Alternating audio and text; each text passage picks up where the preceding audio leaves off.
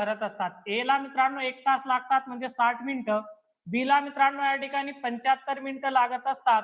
आणि पुढे काय म्हणतात मित्रांनो, अनुक्रमे भरतात. सी नळ पाणी बाहेर फेकतो. जर तिन्ही नळ एकदम सुरू केले तर पूर्ण टाकी 50 मिनिटांमध्ये भरते.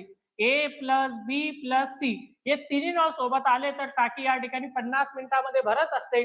आणि मित्रांनो आपल्याला सर्वांना माहिती आहे की सी नळ जो आहे तो टाकी खाली करत असतो. निकासी पाईप आहे, निकासी म्हणजे पाणी तो बाहेर फेकत असतो.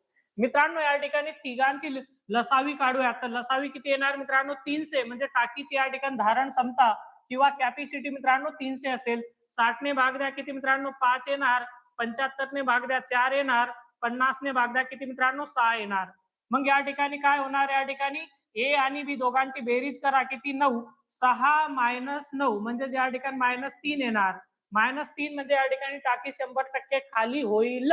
इथं मित्रांनो रिकामी होईल किंवा भरेल असा उल्लेख असेल किंवा काही पण असेल मित्रांनो, तर आपल्याला या ठिकाणी मायनस मध्ये जर किंमत आली तर समजून घ्या टाकी रिकामी होते. मायनस मध्ये काय येते, एबीसी मधून एबी मायनस म्हणजे सी भेटतं आपल्याला. ओके, मग मित्रांनो भाग द्या. या ठिकाणी किती आले, 300. 300 भागीला 3, तर ती टाकी मित्रांनो 100 मिनिटांमध्ये पूर्णपणे खाली होईल सी या नळाच्या माध्यमातून. तर 4 नंबर पर्याय बरोबर असेल. ओके, त्यानंतर पुढे